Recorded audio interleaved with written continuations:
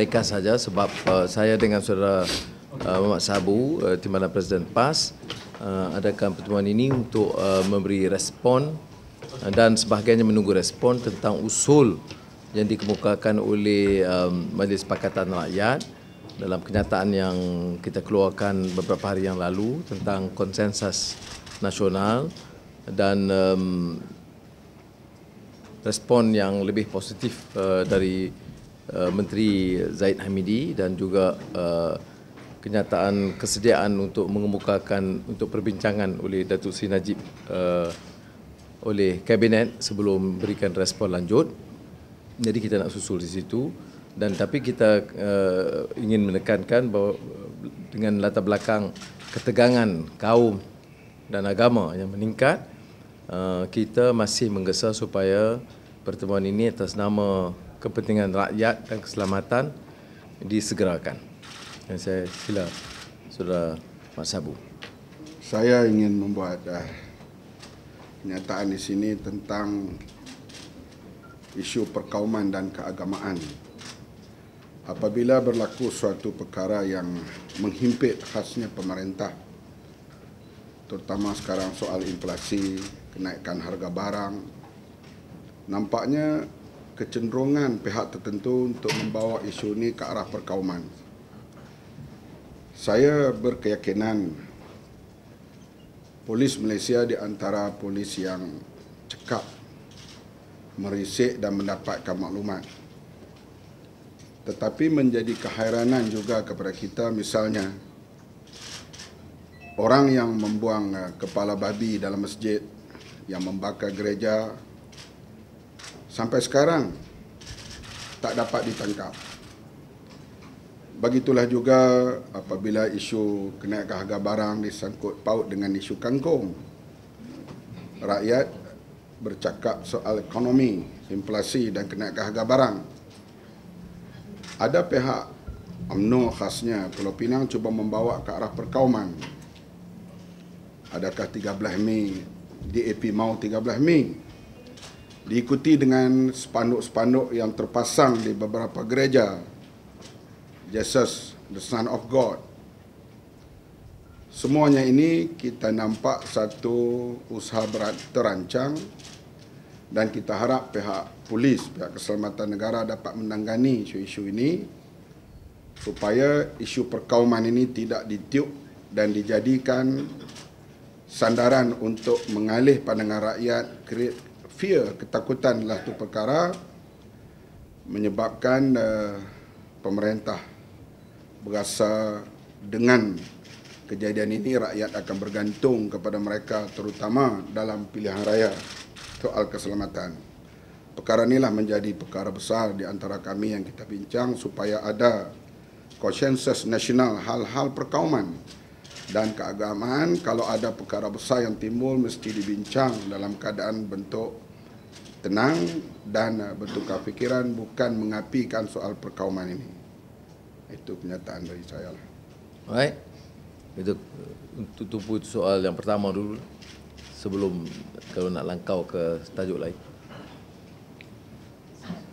Ya.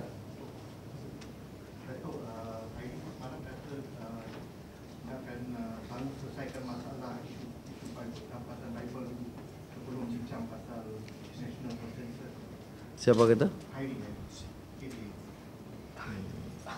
Saya tak. Itu pendapat dia lah. Sebenarnya takkan ada mesyuarat peringkat nasional bincang soal Bible saja.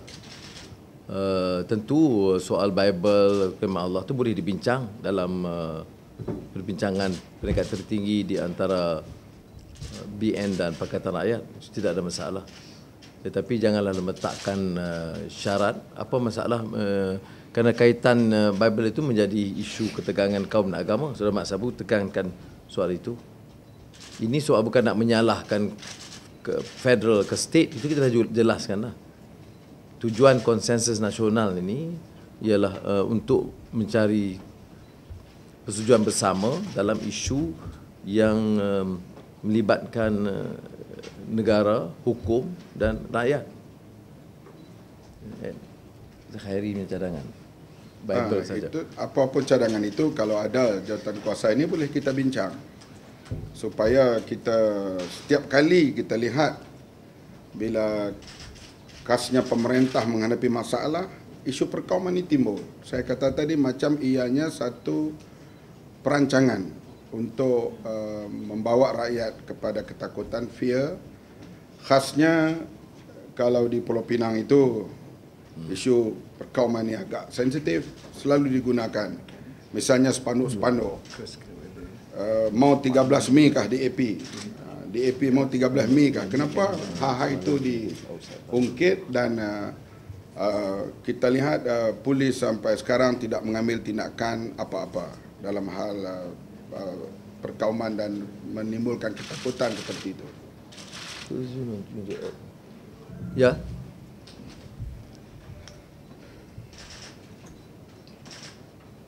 Okey, itu aja. Sorry. Okey, tapi kalau ada yang soal ini yang bagi kita dalam majlis pakatan baik ketiga parti PAS, DAP dan Keadilan, ini ditekankan dengan begitu serius ya. Ini bukan sekadar satu gimmick politik semasa. Secara konsisten kita minta dialog dengan BN atau kerajaan BN, dan setelah ini tidak berlaku, keadaan kian runcing ya, ketegangan kaum meningkat dan permasalahan agama dipermainkan. Jadi oleh itu kita menggesa serius, bukan saja harus diberikan pertimbangan tetapi harus diberikan keutamaan.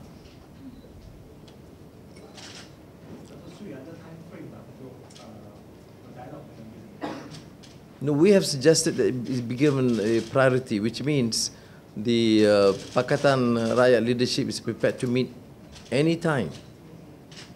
This is a compelling issue that demands an immediate resolve. Can't wait for issues to be, essentially uncontrollable. They're getting very, very heated up, and we know, as ordinary citizens, how people feel. People now, there's even fear. People feel threatened. So I think the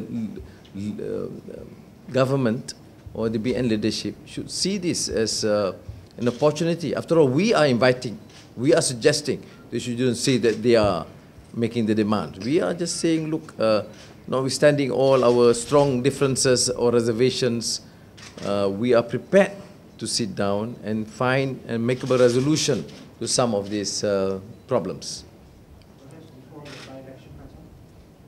Well, this proposal was booted out 2 weeks ago, right? Or in fact last August. Jadi kita ulang 2 minggu yang lalu, kita ulang lagi 5 hari yang lalu. Ya. Saya tekankan sikit tentang ekonomi. Paling mutakhir, ya, kedudukan CPI sudah melonjak kepada 3.2%, ya. Dan ini diakui sendiri oleh Jabatan Perangkaan, Statistic Department. And with ringgit, nilai ringgit terus merosot, with the ringgit depreciation, okay, with inflation going this rate, yeah, and in no way, yeah, dengan kata lain as well, the issue of the OPR that is bound to be akan disemak semula dan dikatakan akan dinaikkan at least 25 to 50 basis point, bermakna sekaligus akan terus menjejaskan kedudukan ekonomi dan keupayaan rakyat, ya. Jadi bisa apa yang Datuk Seri sebutkan tentang pertentangan agama dan isu-isu keagamaan kalimah ini, saya yakin perkara ini telah ditekankan, dan because of this, ya, kita rasakan sangat mustahak on a bipartisan basis, ya, beyond partisan, ya, kita perlu mewujudkan satu komitmen dan meletakkan langkah-langkah yang konkret untuk menangani krisis apa yang sudah hampir kepada peringkat krisis hari ini. Jadi kebetulan saya isu ekonomi yang Dr. Zul bangkitkan itu ya. Bank Standard Chartered mengunjurkan kadar inflasi 9 bulan pertama 2014 akan mencecah 3.4%.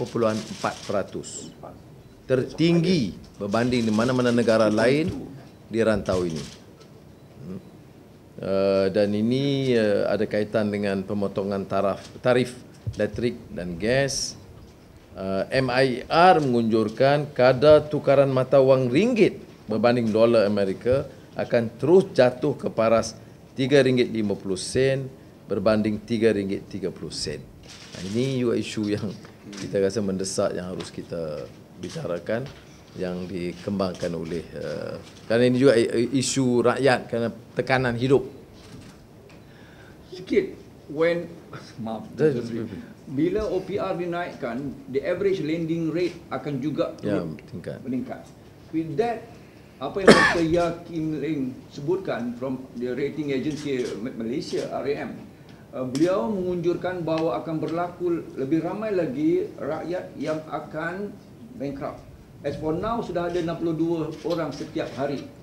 Whatever reason, menggunakan kredit card dan sebagainya. Tapi dengan hempitan dan kenaikan dan apabila OPR naik, angsuran bulanan, kereta, rumah dan yang selainnya, bulanan, di monthly installment juga akan naik. Bayangkan, kesemua ini adalah satu kedudukan yang sangat menakutkan.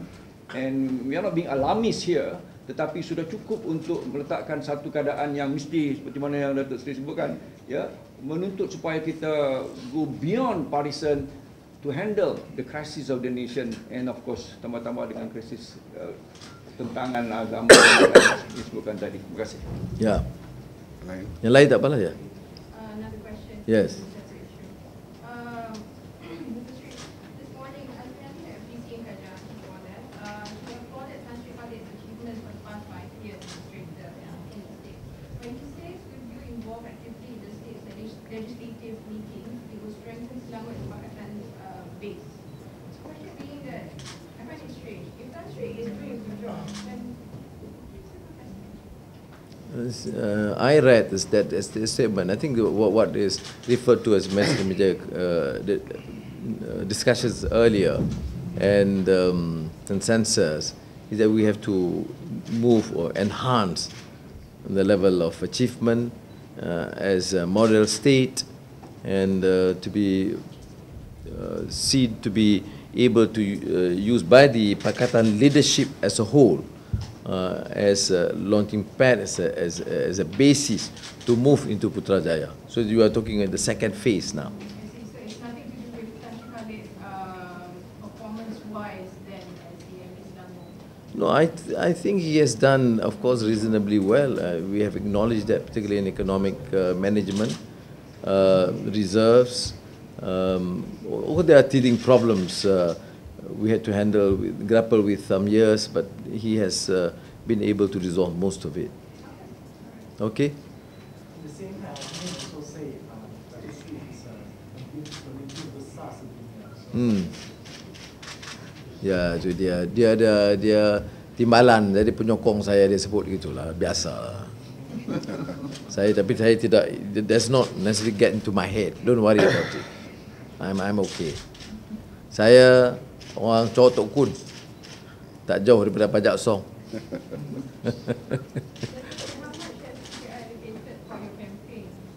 No, we have not. In fact, I just had a meeting with the team. We just working to raise funds. I've advised them to cut costs. I've advised them to use my old posters where possible, and to do it at the minimum. I don't know, because kalau kita tak payah cetak yang lain, kita pakai yang tu, maknanya sikit je lah. Kita gunakan dan kita PAS dan juga DAP punya jentera yang lain tu pakai yang kita pakai yang lama.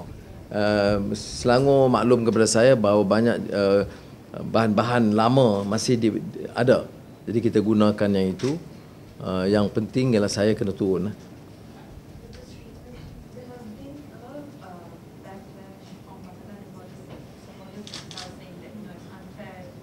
she's just finished and you're in the game trying to now face into a project, what is your call to them? What would you appeal to them? Yeah, I mean, I think some of the concerns are fair. I think we owe them an explanation.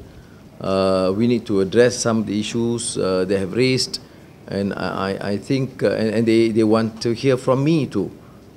Why did you decide or agree with the proposal to move into the state legislature? Jadi saya ingat tentang teguran kawan-kawan mengapa begitu. Ini saya bedakan dengan kecaman atau kritikan UMNO. Setengah orang yang agak cara objektif beri pandangan, dia kata keadaan nampak tenang, mengapa harus masuk begitu dan mengapa tidak beri ruang untuk perbincangan. Dan saya terima itu, saya beritahu juga kawan-kawan dalam PAS dan juga Susah Agung di AP, kerana masalah tekanan tu kadang-kadang kita tak berikan ruang untuk bincang agak lebih panjang walaupun makluman disampaikan. Saya terima teguran itu dengan baik, dan saya juga tahu bahawa perlu ada penjelasan yang lebih lanjut yang akan saya lakukan insya-Allah dalam masa yang terdekat. Ya, dan maknanya orang menuntut penjelasan mengapa perlu, dan sementara itu ada sedikit keresahan, ya. Mengapa perlu, dan sampai sekarang kita belum bagi penjelasan yang lengkap. Jadi saya terima, saya akan lakukan. Lepas kita raya Cina lah.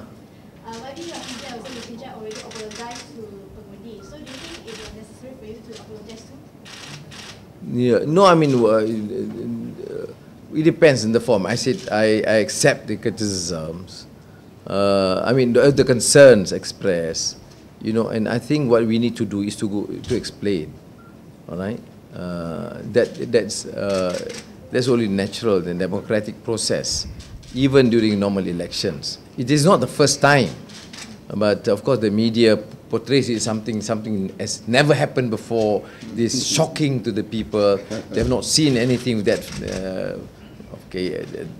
Understandably so in our media control by the ruling establishment. But I take note that there is a necessity to explain to mainly not only the people of Kajang and Selangor, but to the Malaysians generally. Some concerns, even for example, Ambigga today suggested that they should have meeting to listen, and then I must offer an explanation, and I think that's reasonable. What method will you use to explain to the TV3. No, I've got. I mean, okay. You mean why can't you think that TV3 may give me the opportunity? Atau we are talking about consensus nasional sekarang.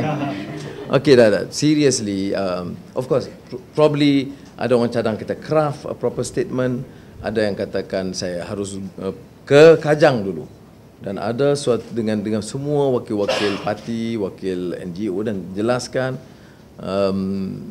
Tetapi seperti mana sudah tahu, kita juga harus bincang perkara ini dalam keadilan dengan PAS, dengan DAP, supaya ada persamaan dari segi isu nak ketengahkan. Tapi saya terima. Formatnya saya tak pasti, cuma setakat ini yang dicadangkan ialah saya harus ke Kajang. Dan pertemuan pertama untuk menjelaskan cara terperinci itu harus di Kajang atau di rumah ayah saya di Kajang. Sesuai dengan kedudukan Datuk Seri bila menang pada Dun Kajang nanti dan sebagai ahli parlimen Perkhidmatan PAUD, macam mana itu akan membantu Datuk Seri untuk melawan Putrajaya? Adakah satu lagi kejutan yang akan dibuat PKR bila ada pertukaran yang drastik dilakukan di Selangor? Pertukaran apa? Pertukaran drastik yang berlaku di Selangor. Di Kajang. Yalah, sekarang ni bila katakan bila Datuk Seri menang di Dun Kajang dan kedudukan Datuk Seri sebagai ahli parlimen Perkhidmatan PAUD, adakah dua-dua kedudukan ini akan membantu Datuk Seri untuk menang Putrajaya, dan bagaimana dia akan membantu? Maknanya dua-dua Perdana Menteri dan Menteri Besar.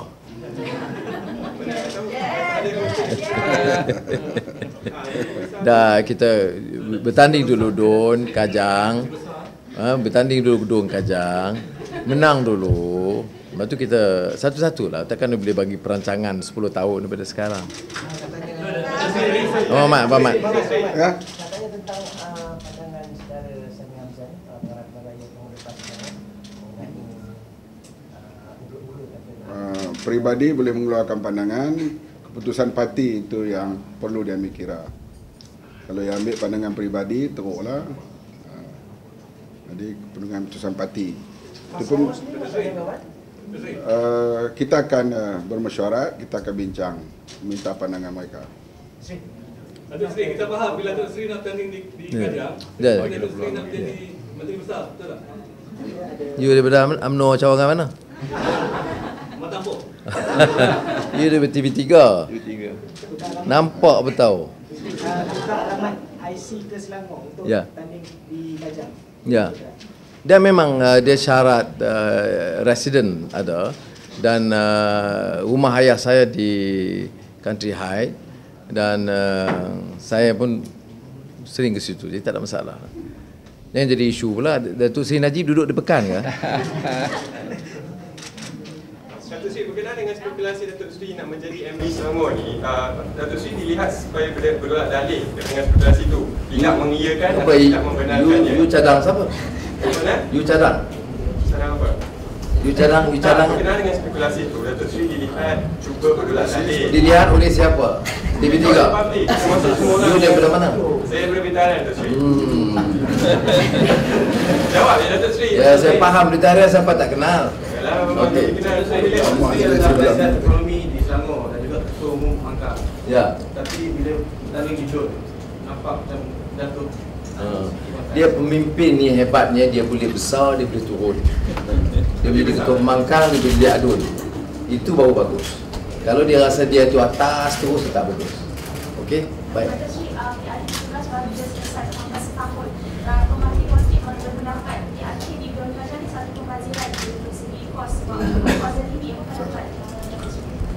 Betul, you fikir pembaziran dekat ada apa ni, pilihan raya kecil tu satu pembaziran. Membazir boleh beli RM1 tak nampak. You dari mana? Okey dah kita.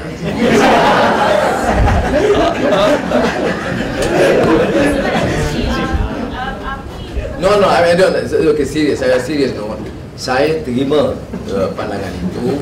Sebab itu kita dah respon. Pertamanya, kalau anggap pembaziran, Barisan Nasional tak payah letak calon.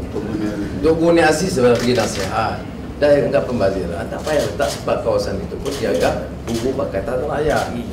Keduanya, kalau anggap itu pembaziran, maka kos itu mesti diturunkan betul-betul. Minimum betul-betul. Dan dari pihak Keadilan Pakatan Rakyat, kita dah bagi arahan supaya pilihan raya kecil ini diselenggarakan dengan kos yang paling minimum, termasuk menggunakan poster-poster lama melain daripada poster yang disyaratkan oleh SPR, maknanya calon Dun Kajang selepas pilihan raya. Itu maknanya maksima yang kita boleh lakukan. Itu dari mana? Dari mana? Oh, okey lah. Tak lebih muda. Tak apa, saya faham. Tetapi ini cadangan yang dikemukakan oleh pimpinan, dan saya seperti itu kita tahu. Kalau saya nak betul. Kalau saya nak betul daripada awal, saya ada pilihan 2008, saya ada pilihan 2013. Ya. Kalau saya nak. Tetapi tentunya ada pertimbangan dan desakan dan circumstances yang sama ada memaksa atau memujuk sehingga saya mengambil keputusan yang sama. Okey, terima kasih. Sorry. That's why I'm saying that I will have to deal with it. I've given an assurance. I will explain in Kajang.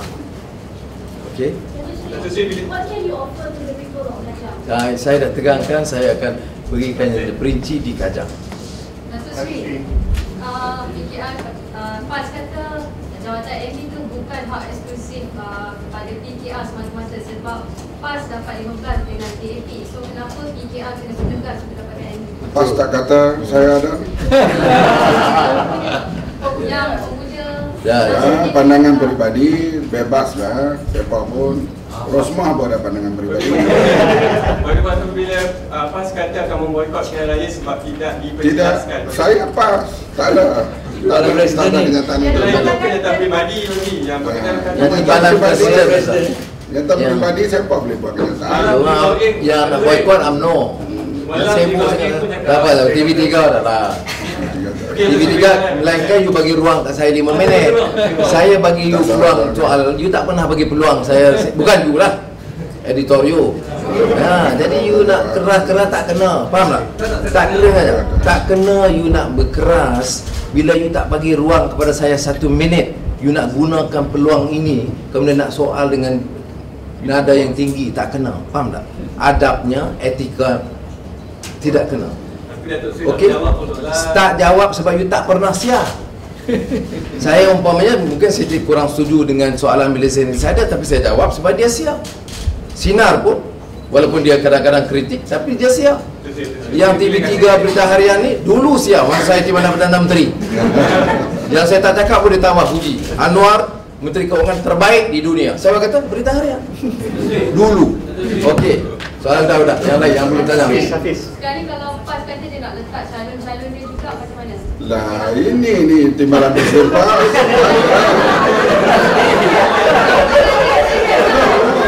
Ini serius, ini timbalan presiden PAS.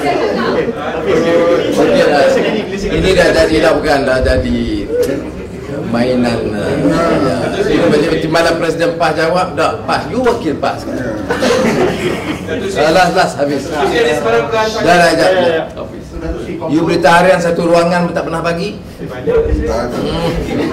So matlamatnya adalah Putrajaya, matlamat dan usia adalah menawar Putrajaya dengan ke Kajang ni. Itu matlamat. Di antara strategi, tapi kita akan halusi tak kala kita beri penjelasan di Kajang. Okey. Maknanya lonjakan, kita perlu lonjakan sekarang. Keadaan agak terlalu tenteram dan kita harus ada lonjakan, masalah banyak dan kita nak tumpu di situ tentang isu-isu pokok. Terima kasih banyak kepada saudara-saudari. Wassalamualaikum warahmatullahi wabarakatuh.